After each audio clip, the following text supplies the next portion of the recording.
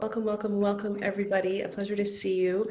And the thrill of getting to be here live is that when you have questions, by all means, please, this is designed to be an interactive class. So feel free to, raise your hand. I'm going to have my eyes on you most of the time.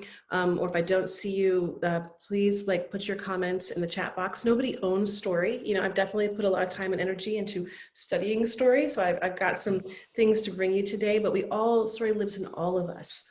So as information or as your own genius starts to emerge or as your own aha moment starts to present, please know that your voice is welcome because your voice, your inquiry, your thoughts will also feed and nurture our collective conversation today. So I'm going to put everybody on mute just because it makes it a little bit easier on us.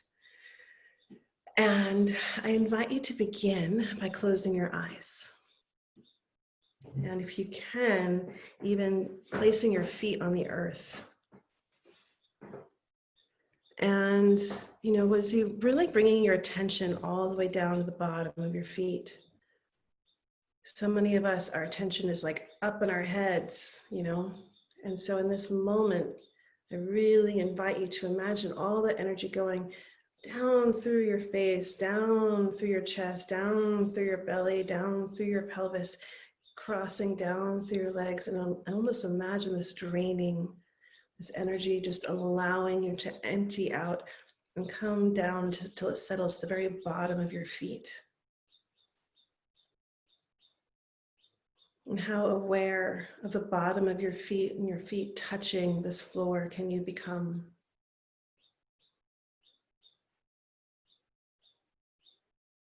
And as you're doing this, beginning to find your own breath.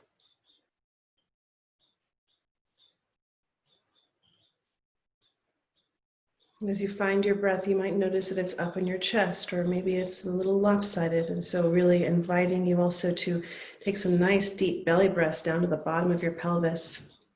And almost as if there's a balloon inside of your belly and you can expand. As you expand and you breathe in, even your back expands. If you want to place your hand on your lower back to really bring your attention and invite air there, you can feel your back expanding with that air.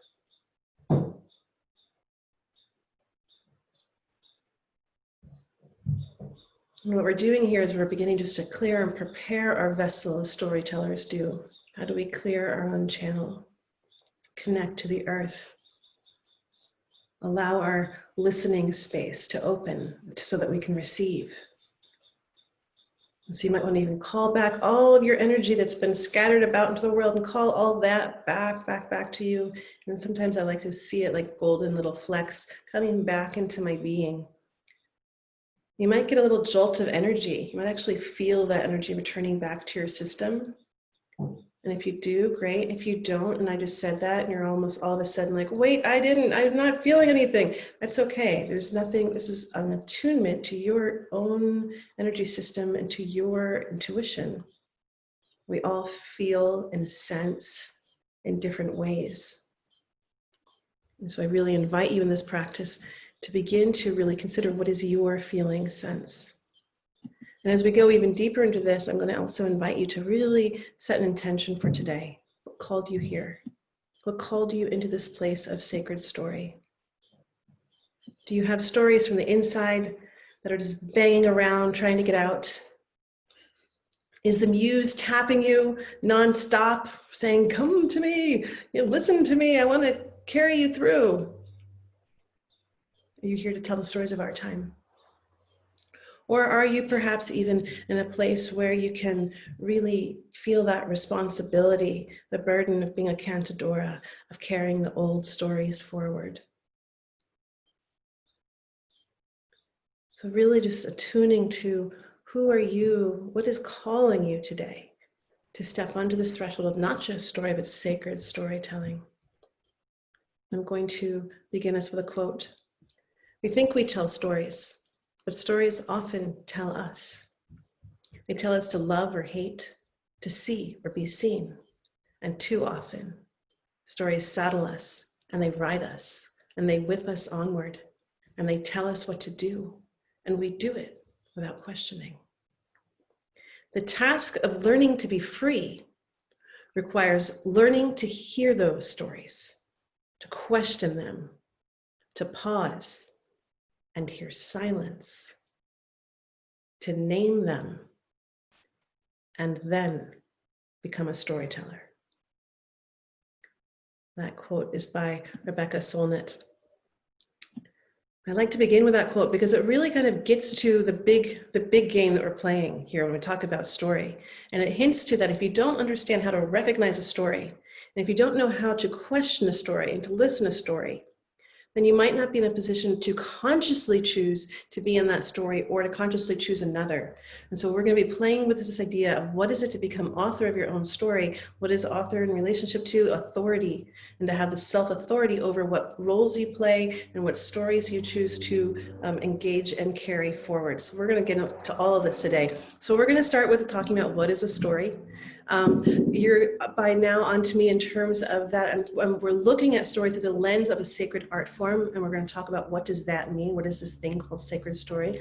We're going to talk a little bit about what a myth is, and we're also might get into a little bit of creator matrix. I heard someone talk about really having specific questions around how do you work with story when you have a goal and a mission of teaching involved. We'll talk a little bit about teaching stories since that question came through. And if you have like specific inquiries, by all means, bring them forward because that's what makes it so much fun. The other thing that I would just add to this little conversation of ours is that if you want, we might also get to play with a recipe at the end. So that's in terms of creating your own story. So that's what we're in for today. And let us begin with some of, I should tell you who I am. I always forget this part. I always get so excited just to teach the class, that's the fun part. So my name is Leah Lamb, and I am hailing from today Topanga, California. I originally grew up in Vermont and Virginia and New York City, and I had the great grace of growing up on a farm. And it was really wandering along that farm is where I really got to get to know story. I got this very activated imagination being an only child with a lot of land to wander on. And story many times actually became one of my dearest friends, and I would even go so far as to say as my savior. Because when I was a child, I did move around a lot. And if any of you have moved around a lot, you know that being the new kid in school pretty much sucks. And there's not a lot of glory around it. And those books gave me a way to escape, and they gave me a form of protection, and they gave me a way into myself when I was so often the outsider. I would say that I learned the responsibility of storytelling when a play that I wrote was produced in a young playwriting festival. And that play was about my best friend who had committed suicide. It was about managing and metabolizing that grief. And that story was the place where I went to make sense of the world when nothing made sense.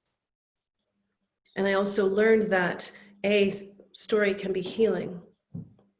It can bring a form of grace and beauty where there's nothing but horror and grief.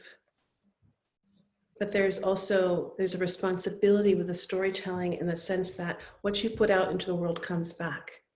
So while I put my grief into the world, grief came back. And I became responsible for holding other people's stories. I learned the power of storytelling, or I want to say I learned the magic of storytelling. When I worked in the theater for many years professionally, studied acting in New York City at Sandy Meisner's Institute, and I went on to work off Broadway and in the professional world of theater. And something was happening in that space, and it was just magic. There was a palpable energy that you could feel come alive between the people on the stage and the people in the audience, and there was a shared something. And I became rather obsessed with understanding what was that shared something, and how do you not let all the energy disperse when people walk out the door. And I became really curious about how do you work with story as a form of social change? How do you tell people stories about things like the environment, like all different kinds of things, where you want them to take action on something. So I spent many years of my life working with documentary filmmakers and creating social impact campaigns, using story as a vehicle and a mechanism for action. And then I learned the power of storytelling when I worked at Al Gore's television network on the Green Channel. Al Gore, that would have been a different job. That would have been fun. But anyway, and that was really all about, how do we get people to take action with climate? And I was working with this recipe, and it was how do you give people the information that gives them the inspiration, that gives them the motivation, that gets them to activation. And what I quickly learned was that I had the wrong recipe. It wasn't the information that people needed. That people actually are not designed to metabolize information, because humans are made of stories, and that's where we metabolize. That's how we make sense of things. So I learned in that situation that we actually, the climate change movement, I would say, has gone a little bit wrong in their messaging for a couple of different reasons. One is that we treated data as if it was the story, rather than giving data its proper place as a role in a bigger story with a greater context. And so as I started to understand all of this, now as I started to understand that people couldn't actually even make sense of the information that we were giving them to action, I realized that I got to go home to my truest place where my genius flows through, which is in story itself. And so I ended up working with story and got closer and closer into that collaboration between story, with land, with healing, with bringing communities together to go through experiences through the shared experience of a story and ceremony and ritual. So that's a little bit of what brings me to you today. And so let's come back to some of the most ancient knowledge that we understand about language, which is that the Hawaiians believe that words are so powerful that they can raise enough energy to slow the world or to set it into motion. Kind of amazing, right? Think about the next time you get to witness hula and see how Hawaiians have kept that tradition and that culture alive, that they know what an embodied prayer is and the power of their word. Sicilians believe that words poke holes in the universe. I always think about that when you're in an argument, making sure that you manage your language because it can never be taken back. The Australians say that the stories of the past must be sung to the present so that the future can exist. And all the ancient religions agree that the world was sung, spoken, and chanted into existence. You know, I love this because it just gives us a form of understanding one of our unique roles on this planet. And I would even go so far as to say, before we spend too much time on the ego, human-centric ego version of, wow, we're the ones that are singing, speaking, and chanting the world into existence, just noticing that frame of reference, you know, that when we start to look at it like that, we're ignoring the fact that we can't actually understand what the birds are singing into existence, what the whales are singing into existence. That this idea that the world is created through voice and that we are one voice of many on this planet. And abracadabra, it's one of the oldest, most ancient words on our planet, and it means I create as I speak. And as you consider your word, I want to give you one last quote as we enter into this, cross this threshold into the realm of sacred story. Wherever I go, there I speak. I can't go anywhere, nor can you, without speaking your way there. That's how you arrive. It's like a wake on a boat. It arrives to the shore before you do. So language is an exquisite tool in which we are made. That quote comes to you from Stephen Jenkinson. So let's get into a story together and have some interactive conversation. So I'm going to ask you a question. It's a real question. And this question is a very simple one, which is, what is a story? What is a story? And there's no right or wrong answer, right? You can't get this wrong. We're all made of it. And so just wondering, what are you holding today? What do you understand about story? You can raise your hand or place it in the chat. Yes, Deborah. It's a way to connect with other people. Right, it creates connection. And so one of the things that happens between storytellers and their listeners is that there's this, like I call it magic, right? You end up in this space where, where something happens and you start to co-create this reality. We can create monsters. We can create villagers in towns we've never heard of. We can go down to the bottom of the ocean and the deepest cavern and find the skeleton of a long lost hummingbird that has been cast in gold. We can all do that together. And what we're doing in this kind of connection, which Deborah just alluded to, this kind of magic, Princeton calls neural coupling. And so what they find is that that part of my brain that just created that, that's the frontal left lobe, that created that image down at the bottom of the ocean, you know, is actually activated as I create that image in my imagination. And the exact same part of your brain gets activated. And it's even happening right here, even though we're not in the same room. It's so amazing. So when you start thinking about who are some of the most powerful people in the world, I want you to really consider this. Because on one side of the coin, it's the storytellers, right? They're the ones that are creating the seeds of ideas, the seeds of potential, the seeds of reality. But don't let yourself stay in that part of the story, because like every coin, it has a flip side. And I would say equally as powerful are what I call co-creators and not just listeners. Because when you're consciously listening and you step onto this path of being a conscious creator, you realize that everything you consciously choose to take on, when you consciously choose to carry this particular story, the vision forward, you know, vision of the future forward, you know, do you carry the story of Armageddon and repeat that over and over again? Or do you say, no, the vision that I really want is one where communities are flourishing and fruit trees are growing in the streets, and we've finally figured out the whole gasoline technology thing, and there's peace and children are happy and our elders are taken care of. That's the vision I really want to carry forward, right? And so it doesn't mean that I can't listen to or see all these other stories because blah, blah, blah. No, it's that as a conscious creator, it's like going to the mall. You know, it's like, that's nice. There's all this different potential. I think I'm going to buy this one and take this one home and let this be seeded and plant in the garden of what I carry forward and give my energy and time and attention to. So I really invite you into really understanding how powerful and potent you are when you come into that conscious place of carrying different stories, especially at the time that we're living in. I'm seeing a couple of comments over here. So,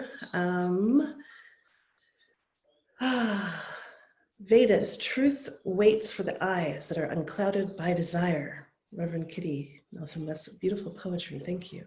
I don't know what to speak to that, but I appreciate hearing it. Sapphire Grace is saying a story, hi, to see you again. A story is what I tell myself to make sense of the world, right? You know, and I think that I really appreciate you saying that. And I was doing something for a long time, and then Starhawk, who was one of our guest teachers, put words to it. And what I would do is, like, when I was in a real kerfuffle, you know, oftentimes around love, and I would be like, I can't figure out this relationship. I would write a story about it, but not a literal story. I would just like pop it into the mythic dimension, and I would just say, just show me what's happening. And I would start to all of a sudden be able to make sense of what I couldn't see in my linear brain that was filled with all kinds of, you know, cognitive confusion about the whole thing. And so I really invite you into thinking about this. And Starhawk also mentioned this. She said when she's got a big question, she's trying to work it out, she takes it to a story. And again, you can find more truth in fiction. So don't think that that's, you know, you get a lot of liberties in terms of really uncovering and revealing through mythic or fictional stories. And I would also say, in terms of, you know, the stories that we make sense of the world, you know, this idea of the stories that you tell about the world and the stories that you tell about yourself, you know, people will believe. So how powerful it is when you start to craft these stories. And that's a double-edged sword, right? If you're insecure and you tell people that you're insecure, well, they're going to believe you. Okay. AB, it is like a song. Two different people can tell the same story and it's heard differently. Isn't that so? It's a total kaleidoscope. You know, I've always really wanted to do where we just, like, you know, and you do it, you know, we tell stories and we say, well, you know, where are you living in the story? And everyone will hear, we'll be having like different parts of stories, we'll be talking to them.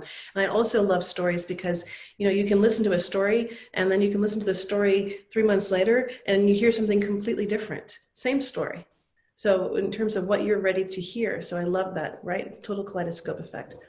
And it can be a lifeline, a gift, says Trudy. Yes, and I love this idea that Stories can be a gift. And what is it? We're going to talk about what does it mean to be a sacred storyteller pretty soon. But I would say that one of the distinguishing characteristics that I understand is that you stepped onto this path of elderhood in the sense of coming into a committed role of caring and consideration for those in both directions, behind and in front of you. And you understand that your stories can be gifts, they can be medicine. They can be a sanctuary, a place for people to rest in weird times. They can give people a way to go and explore and see things that they might not have the courage to examine if people knew what they were thinking about. So I think of story almost like a temple more and more. And it's a place that you can invite people into to experience themselves, the divine, all different kinds of things, and have this shared experience. And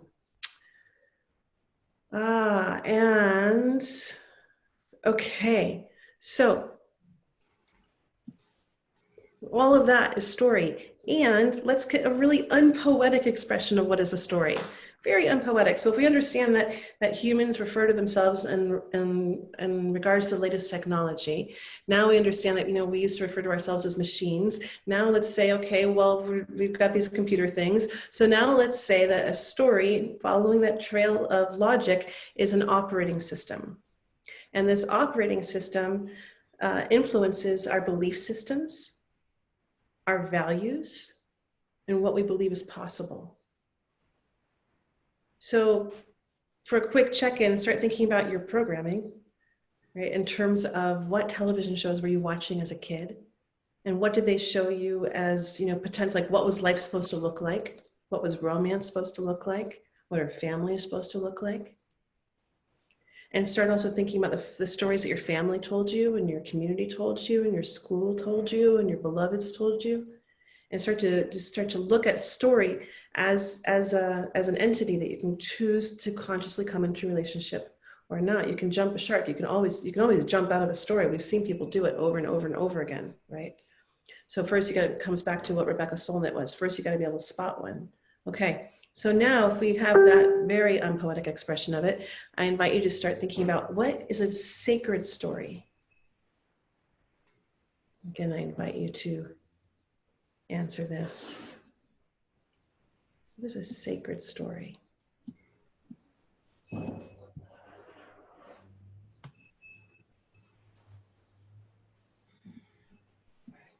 I see any hands? You're being quiet. Okay, Karen. Well, I guess for me, it's something that goes much deeper and is very juicy and spiritual, and you're able to see it from a greater perspective, and you're not so attached to outcome. You're open. Oh gosh, you just gave us so much to work with. Like it's juicy, it's spiritual, and there's mystery in it. And I really want to speak to that because there's something so crucial. We in the Western world in particular have been sort of, gosh, what a strange word that's coming up, condemned by a specific kind of social story structure. And what that does and in this story structure that many of us have grown up being in, is that there's a beginning and there's a middle and there's an end, and it always works out. And in this story structure, it's very unlike many indigenous story structures, which have a character of mystery in it, the absolute unexplainable. And I've started reading more and more of these stories, and it literally like messes with my nervous system. I'm like, oh, it just doesn't make sense. There are these things that don't make sense, and it's a story. And it's really taken me a while to really understand in my bones. Like I heard it in one reading about it, but in my bones to understand what is it to have stories that make space for the mystery, and how does that prepare you for life? Look, here we are in mysterious times, right? Talk about living in the unknown. And so what is it to actually have a place at your table for mystery to be there and be like, okay, we can hang out. I don't have to fight you with my sword and kill you and curse you because I don't understand you. Okay, mystery, all right. So I really want to invite you to go find some indigenous stories, not just creation stories, and start listening to them. And it might make space for you to have come into relationship with this, because there's an inherent wisdom in those kinds of stories where they make space for the unexplainable, where they say not all things in life are explainable or knowable in the moment. And how do we make space to live in that way? You also talked about spirit. And what I would say, yes, as I think what distinguishes a sacred story is that, right, what is sacred? But we say, we see that divine in you. I honor and respect the life in you. So a sacred story, we're now talking about a being that has a life form all its own.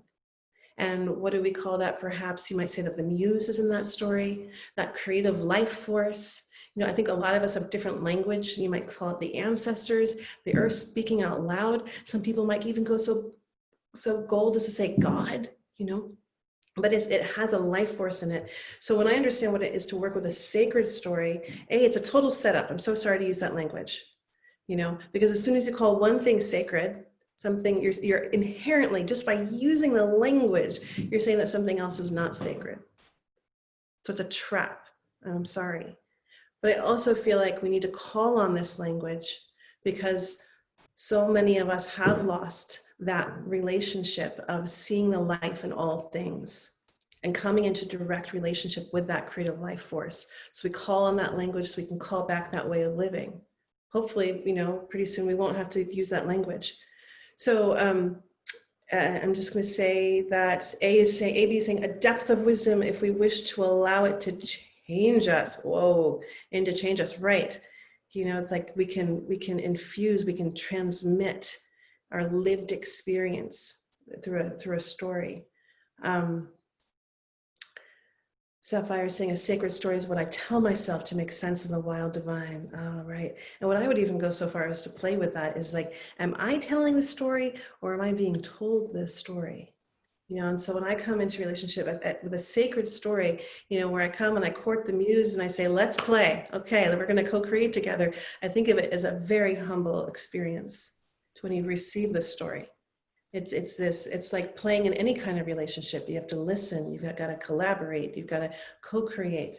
But it's really about this deep listening of not having the ego have to have the answer or the way to the beginning, middle, and end, but allowing the story to carry you.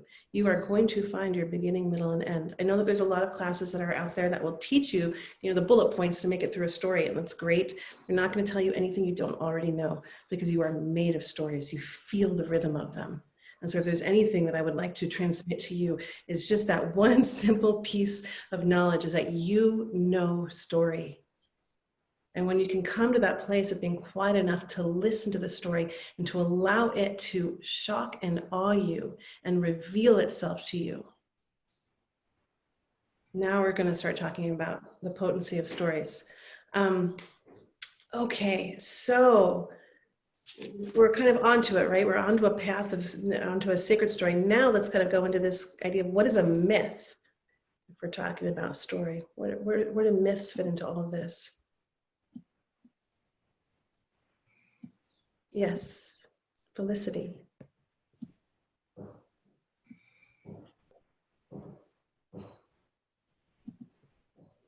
I can't hear you if you're trying to speak. Did you raise your hand? No. Okay, sorry. Any little jostle movement? Anyone want to take their hand at what is a myth? Okay, so a myth, you know, technically, the description of it is that it is it's a story that has no author. Okay, so the technical description of a myth is that it's a story that has no author. It's a story that's been carried forward through time, through space. And one of the things I love about stories is you're like, wait a second, everything on this planet follows one basic rule, which is entropy, right? Everything falls apart. The trees are going to fall apart, the cars are going to fall apart, the house is going to fall apart, but not the stories. We have some stories that are over 4,000 years old. You know, so it's like, how did that happen? So again, like this mysterious life force that get carried from people to people. But now if you want to even go dig deeper into, well, what is a story that has no author? You know, Sean Kane, who wrote Wisdom of the Myth Teller, is one of my new favorite books on the planet. speaks to that, right? These myths, they come from the place that they live in. So they come from the land. And one of my favorite stories that speaks to the magic of our times is there were these gatherings of all these nature loving people, and they were sharing songs. And this one woman from the East Coast, I think, of the United States, I hope I get this right, had this song from the oak tree, and she had learned this song from the oak tree, and she was carrying it, and she's at this song sharing place, and she shares the songs. She shares the song. This guy comes up to her and he's like, "You got the wrong lyrics at the end." And she's like, "What do you mean? Like, this is my song. I listened to it." He's like, "No, I received that song from the oak trees in Scotland." I think he was in Scotland. He was like 3 continents away, And so this idea of, oh my gosh, then when you can again come into that collaborative space of listening for the stories and understanding our unique role to carry the voice of others through us. What is it to be in service of that way to this great planet that we're on? So Marie Ray is talking about myths are archetypal stories. So that's interesting. It's like definitely like, so Michael Meade says that behind this dimension is the mythic dimension.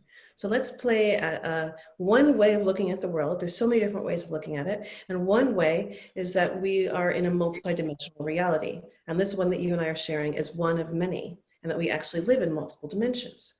And so what I understand about the mythos is that we can get access to ourselves, those parts of ourselves that are living perhaps more in the mythic dimension than they are like this. So we'll see those archetypal expressions. And your mythic self. So let's say that, you might be in another dimension, a unicorn or a dragon or a witch, or a fairy. It's like, you can feel it. You can feel that, your kind of mythos, your archetypal energy. You might say that, in another dimension, you are actually a doorway, and it's literally your job. You're the doorway that people open to get through, or you're the bridge. It's like we can live in multiple ways.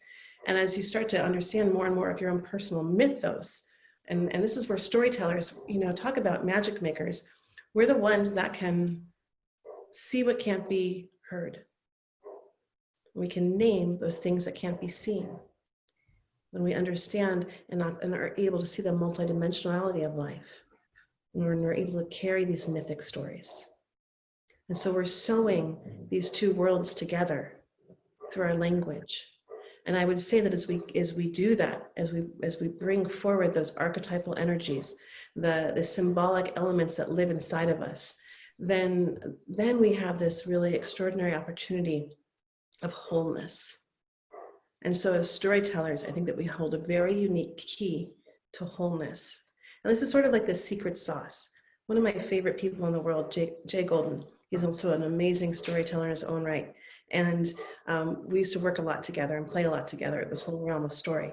And when we were creating, we would call something, it's our secret sauce. It's the thing that nobody else knows about. We don't say it out loud. But when we present, we know that it's there. And so I would plant that, seed as what that part is. Okay. Thoughts, questions, wondering? I like that Sapphire's into. I have wondering. When I was 7, I heard a 78 LP record about Scheherazade, and she was going to be put to death unless she told stories to the Sultan. And she had to did it for 1,001 nights. She told a story to the Sultan, and he did not put her to death. But as a 7-year-old, I was so intrigued with what story would she tell every night, another story that would so intrigue him that he spared her life. Of course, at that time, I didn't think about sparing life. And then there would be music that would come in, and there would be this, because it was, I think Rimsky-Korsakov was the composer, but you'd hear these ship going off into the sea and this large bird coming down. And so my imagination would go wild, but I kept thinking if I was telling the story, I needed to dance. So I would put on a fancy dress and just whiz around the room in the story, whether I was the giant bird or going with the waves or whatever. And now I would like to do the same for the upcoming generations of young children. I would like to do that so that they are entranced by who they are and how they can express and how they are captured in those very moments. And I want to do that. So that's why I'm here today. Well, I would cast forth an invitation, because I feel like those questions, one of my favorite things, every time you see almost any great talk, the person that's presenting their latest, greatest theory tells you about this question that wouldn't leave them alone. And then they set out on a quest to listen to that thing that was banging around, trying to come through. And so I really invite you to pay a lot of attention to these things that you want to understand more about, because they're asking, they're inviting you into perhaps not having to answer it, because there's a theory that if you try to answer a question, you've killed the whole expression. Okay. So how do you be so alive in the wondering and the awe of it, and how do you come into that place of deep listening? And I think the inquiry that you have of, what story would she tell? And what story is so needed? And I almost want to say, well, can you do a little 365, 1,001 nights? That's a lot, right? But like, can you do a little, like, I don't know, 30 day challenge? It would be a push just to tell one story a day. And maybe it's a chapter each day. And it's not about perfection. It's not about it being perfect. It's about you answering that question. What is the story that needs to be told to be kept alive, for her to keep your life? Or for you, it's like, what are the stories that you need that want to come through you to help keep the lives of these young ones filled with wonder and a place of connection, making sense of the world.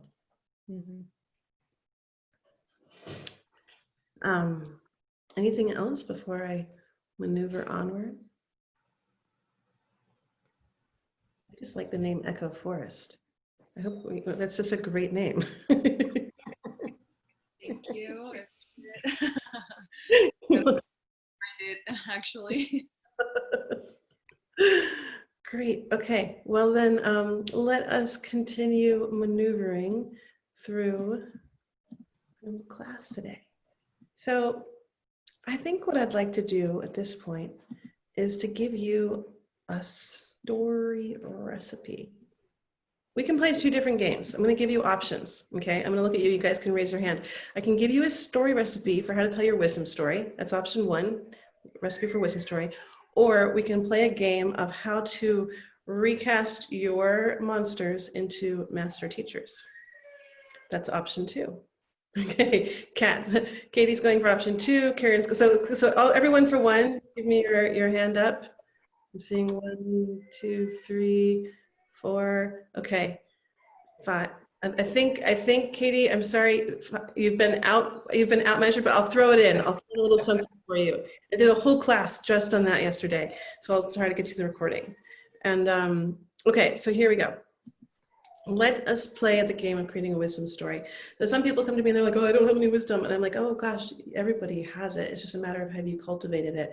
Have you shined your gems, And have you gone through that reflective process of making sense of your life experiences?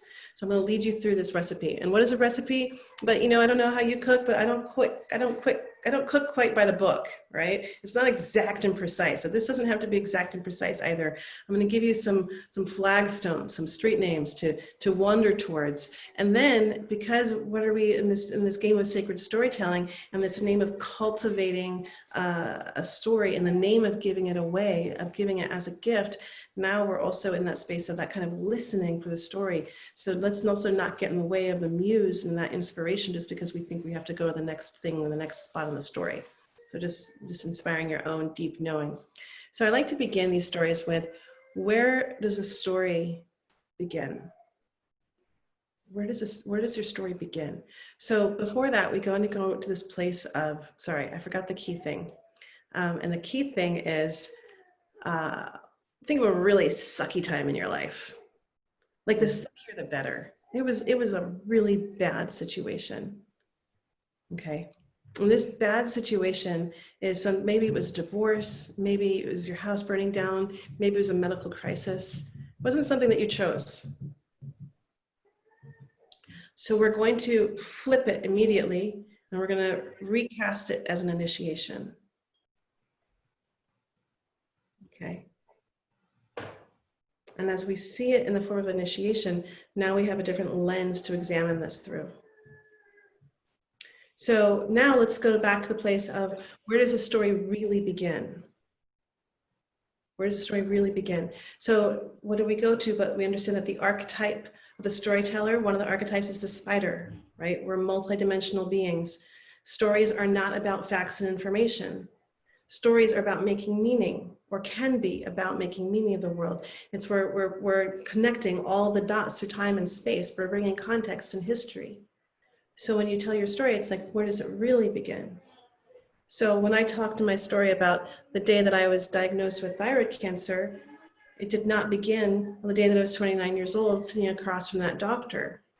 That story began when I was 4 years old. And my mom had all these, she's a painter, and she had all these artist friends. And one of her artist friends had done this hand embroidered painting, and it was of this woman giving flowers away to children. And on that tapestry, it said Leah. She actually like embroidered my name into it. Leah, give what you have. To others, it may mean more than you dare to think. And I remember a little kid and just being so like, I could not understand what that meant. Leah, give what you have to someone else. It may mean more than you dare to think.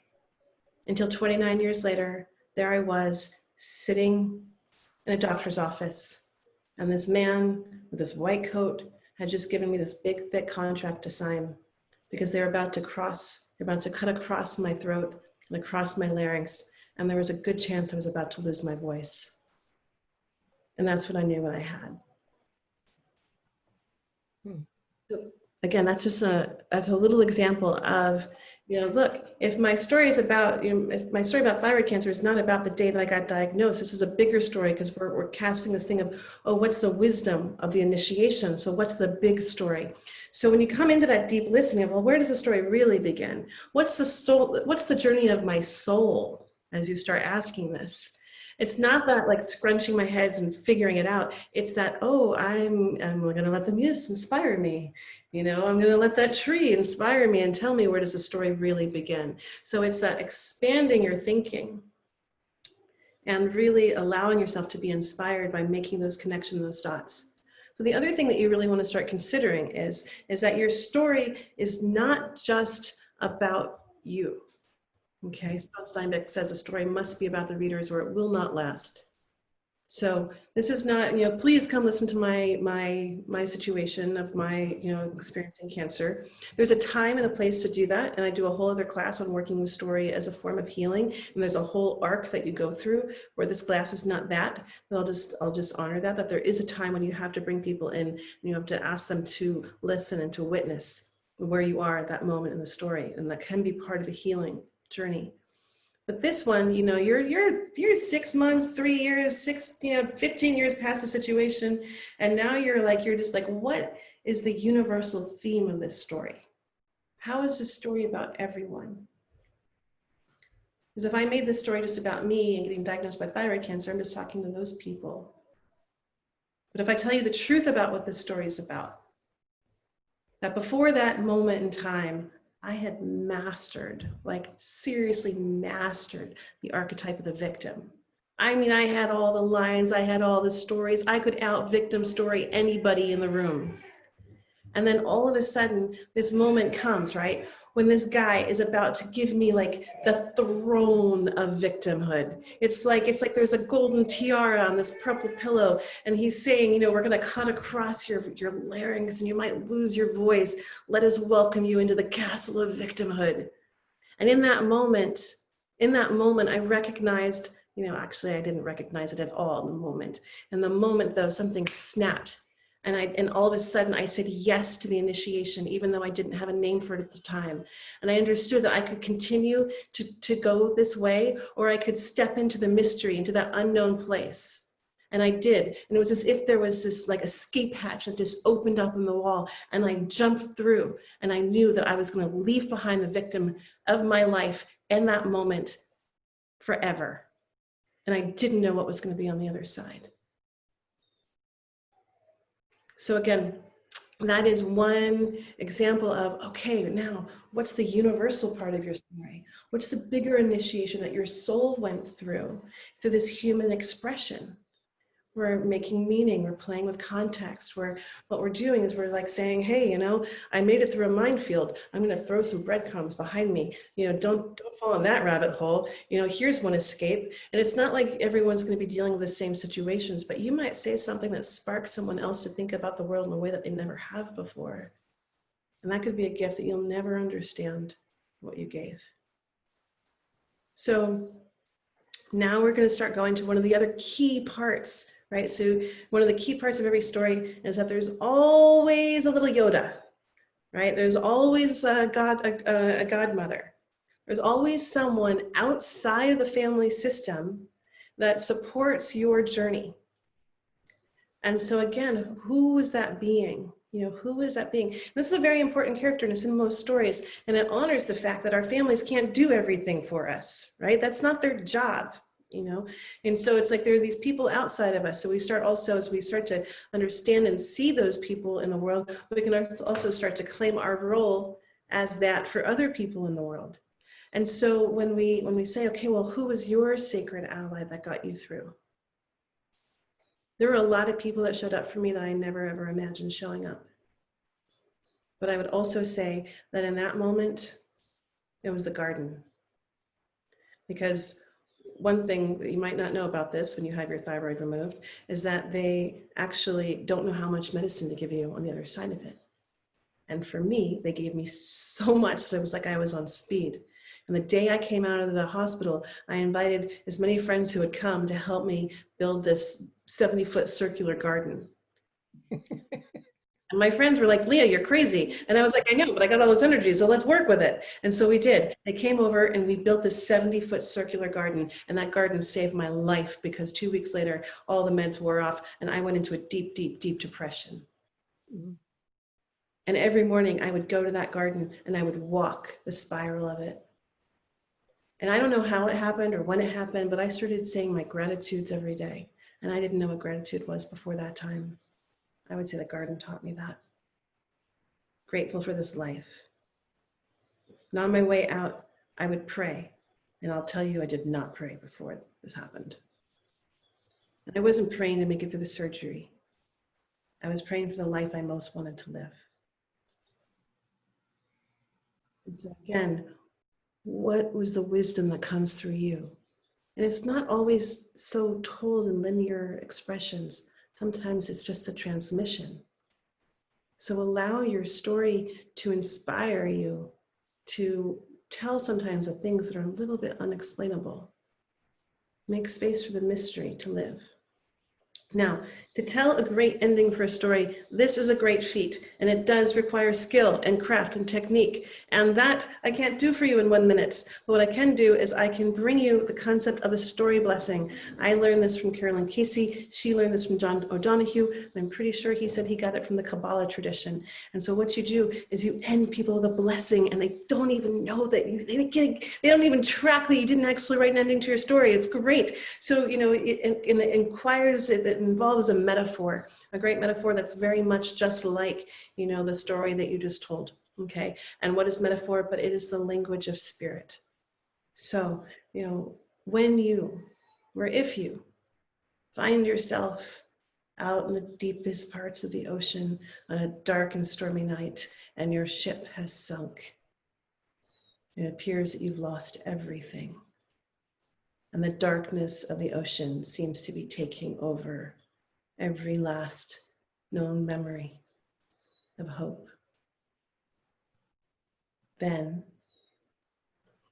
the light of the moon grace you as she casts the light all the way across the ocean to shore, where you might find safety and strong ground that will hold you.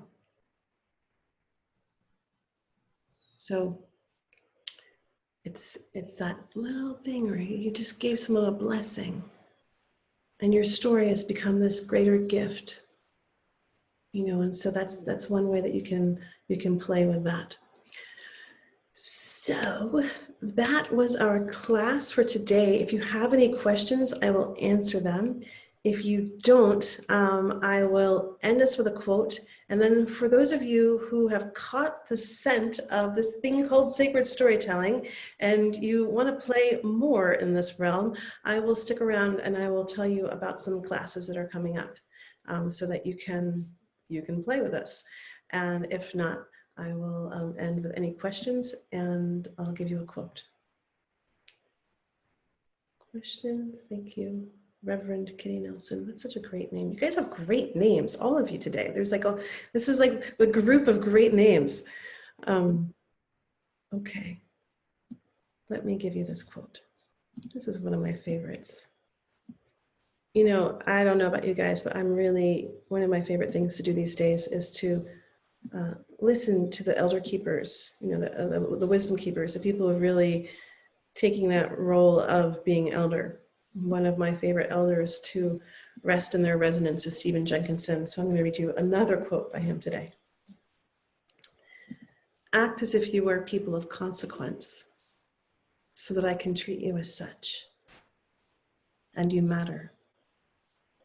What must have happened to people who unconsciously agreed that the best presence in this world is to have no consequence in this world?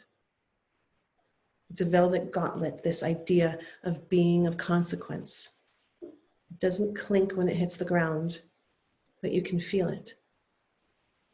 It would be proper to proceed that there is consequence to us being here. That quote is by Stephen Jenkinson. And so I invite you into that, knowing that your stories are of great consequence, and may they serve you and those around you. And that is our class for today. And now for those who want to stick around and hear other ways that you can play for longer times, then I'll do that. So there's one class that's coming up that I'm very, very, very excited about. And that class is called Mythos. And you're welcome, Sapphire. And this is a 4-week class. And it is an opportunity where you get to come in and tell your personal mythology, your mythos. And so this is really born out of, you know, for the past 3 years, I've taught an online course called Speak the Spark. And we would meet twice a week over the course of 6 or 9 months. And we bring in a guest teacher, and I would teach, and we would, it was really an introduction to the landscape of storytelling as a sacred art. But what we started to discover was that people weren't getting to get in deep enough. And while they were introduced to all these different story structures, they didn't get to really go through the process of bringing one from A to Z all the way through. And so this year, I've developed a completely different curriculum, really inspired by our times, by COVID. Wow, we're being asked to go deep, right? You know, it's no more skimming the surface on anything. And so this curriculum wholeheartedly reflects that. And so our next class, which starts in September, is Mythos, and it's a 4-week class. And, you know, as we spoke about what are myths, but they are in relationship, they come from the land and you in the land. So this is a class that will bring you closer into connection with the land that you live on, and your like how you live in the mythic dimension and the story of your soul. So that is coming up in September. Then after that, we have another class called Sanctuary. And Sanctuary is a class, another class that was born wholeheartedly out of this time of COVID. And this is really about this understanding that as you do one thing, you do all things, as above, so below. And so when I spoke earlier, that story is a sanctuary that we can create for people. What does it mean to be the keeper of that temple? And so what does it mean to come into and develop this relationship with the muse, and to make a space for the sacred and divine to live in your home, and to treat yourself as that? Because as you treat yourself as that, then you start to treat everyone around you as that. And then what are you amplifying for the stories and your way of telling story in the world? So sanctuary is my sort of ground zero, my entryway into the kind of like a holistic practice of meeting story as a sacred art that brings you in relationship to land, brings you into relationship with who you are as a conscious creator. We use the guidebook called the Conscious Creator's Guide to Psychic Silence. And you get to understand what your creator matrix is and who you are and what makes you tick as a creator. So that, I believe, starts in October.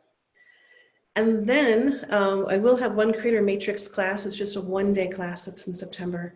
And for those of you who are like really catching the whiff and say, I want to go all in and I actually want to step onto this path of mastery, I'm going to have a group for a very small group, and it's called the Artemis Circle.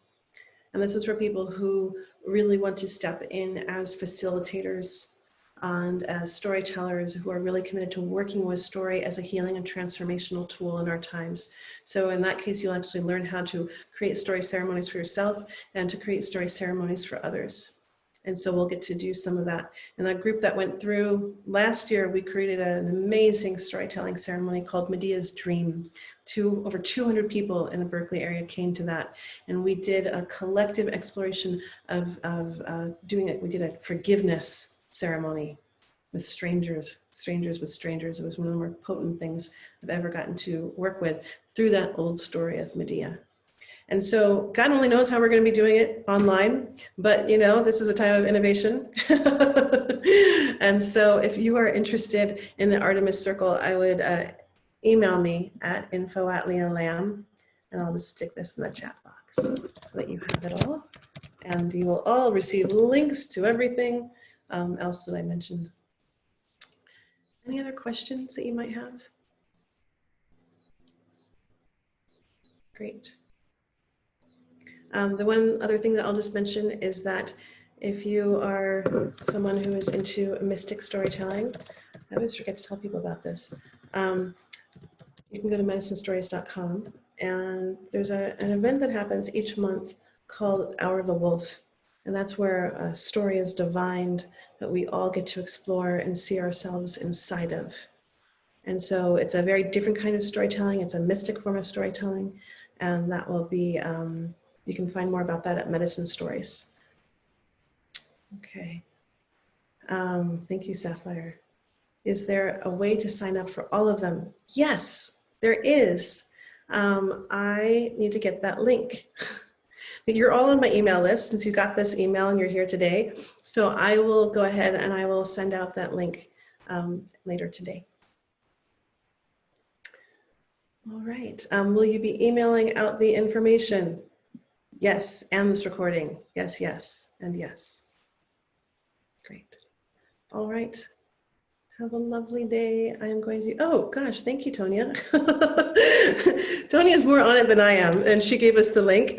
I really appreciate that. You know, I can do the storytelling thing. The marketing thing is a whole other skill set. Thank you. I just included the link for how to, that's the registration page. We had something, I'll tell you this last piece and then I'll take off. You know, you always be careful what you pray for, right? They always say that.